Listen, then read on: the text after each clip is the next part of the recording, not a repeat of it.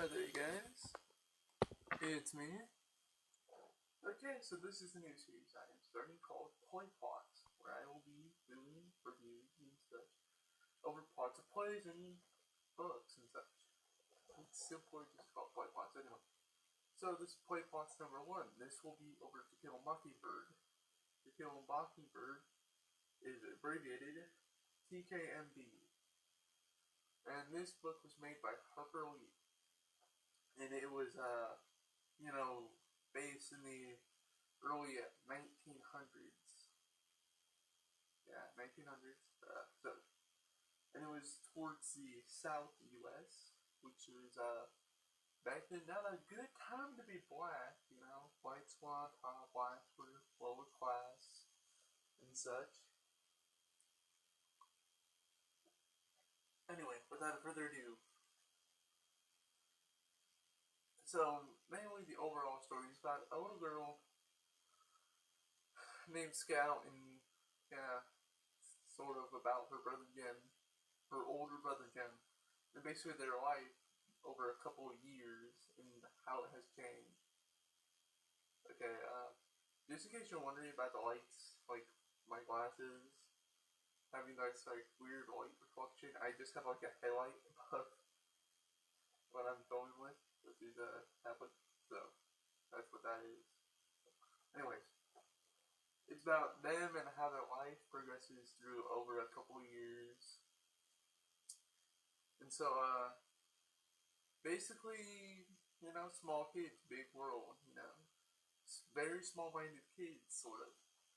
And they have a father, and then their last name is Finch, and Atticus Finch is their father. They have a black slave person, Calpurnia, and basically Atticus allows Calpurnia to watch over the kids and tell them what to do and such.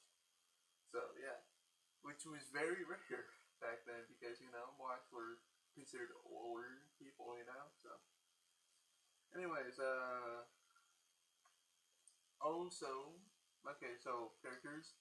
You have Jim Finch, Scout Finch, Atticus Finch, Tom Robinson, and Boo Radley or Arthur Radley. And basically, those are the main characters towards the plot. And if you want to count Bob Ewell,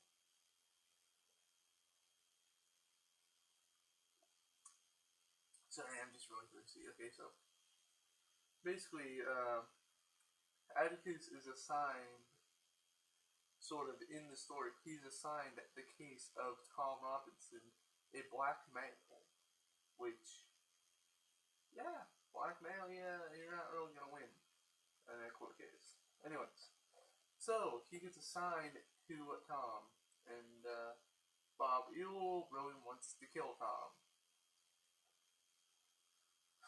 It's like something happened. And the reason why this is happening is because Tom allegedly raped his daughter, Mayella Ewell. Supposedly, so.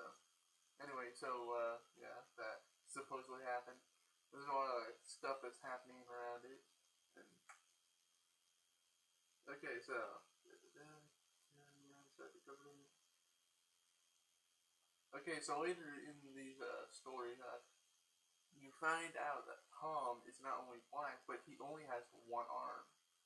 Which some of the evidence in the book suggests that he had to have two arms to be doing some of the stuff that was done to her, and that she, was actually backhanded and being choked almost at the same time, And Tom only has one hand, so.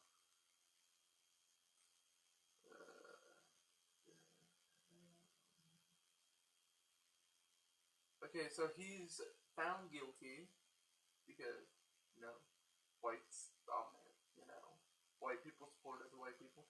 Anyway, Tom's support is, not support, he's found guilty, so he goes to jail, and he tries to escape. And just before, and, you don't really imagine this, but he managed to get to the, very top of the fence. They shot him 17 times in the chest region, which is a little excessive, but, they gave him warnings to get skate down off the fence. He barely, almost would have made it. He had died. So, yeah. Okay,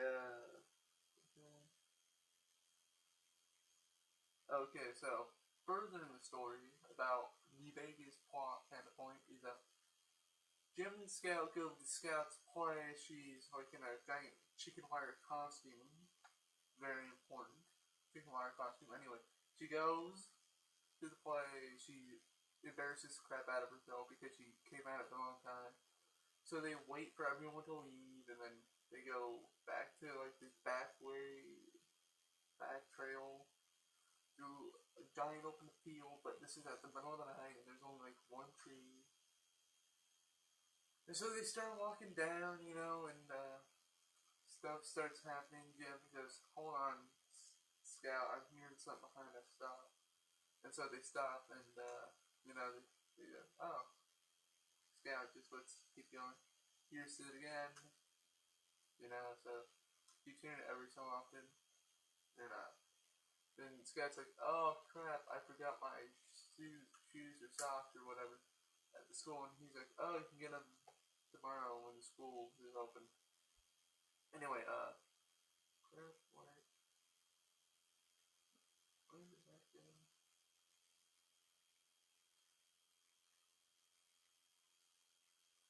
Anyway, Bob is actually the one following them, and he has like this like kitchen knife. He has either he has like a giant pocket knife or he has like a giant kitchen knife, and he goes to Slash, and he tries to get Scout, but because of that chicken wire costume, it saved her life.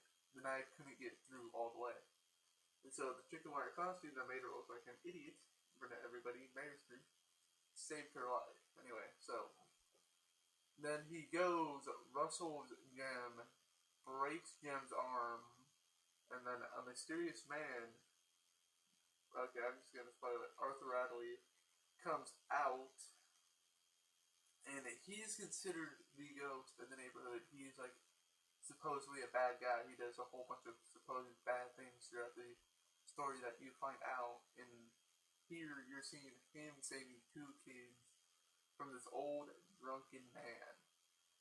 Anyway, so he goes, he pushes him against a tree, he like stops on, until he picks up Jim, takes him to the house, doctor comes, blah blah blah, Scout follows. Scout immediately knows who he is, just by how he has his arms crossed and he's pale and he's like looking down at the ground and such. She already knows who he is.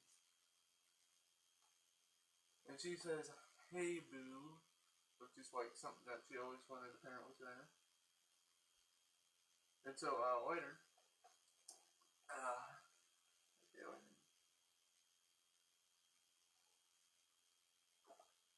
okay, later.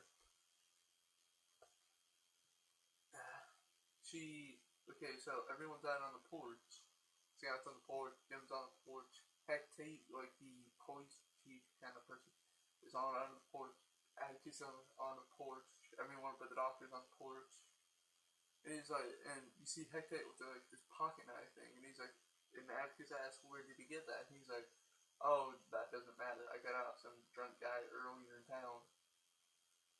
And so they go through and they get to the verdict that it'd be easier to, because Hecate went back to the tree, found Bob Eel dead with a kitchen knife sticking into his stomach as he was sat down, kind of pushed against the tree. And so they finally reached a verdict where it would be easier to say that he fell on his knife rather than say, "Boo, Arthur Radley saved these two kids," because Arthur Radley doesn't like having social contact. He secludes himself in his house the entire story. He doesn't come out. No one sees him. No one sees him for the entire book until up to the ending. And so, they're like, "Oh, it would be better if we just did this." Because, and then he looks at Scout and says, "Do you know what we mean?" And she's like, yes, it would be like To Kill a Mockingbird, which is the name of the book, which is an important thing because back then To Kill a Mockingbird was, mockingbirds were harmless. They did nothing. All they did was sing songs. So it was considered a sin to kill a mockingbird, which did nothing wrong at all. And so that's what happens. Boo, Arthur, did nothing wrong. He did something right. And to have people go to his house, start giving him crap just for saving these two kids' lives would be complete and absolute torture for him, but not for the people because they're not seeing it from his perspective. So it'd be like killing a mockingbird in that kind of particular order.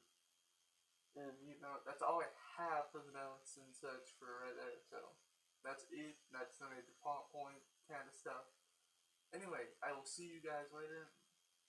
I'm using a tablet, so I thought if I put my hand here, like on a pause button on the screen, I thought it'd go back. But anyway, this is play plots number 1, number 2. I'm doing literally seconds after, so I will see you guys seconds later in the next one. Goodbye.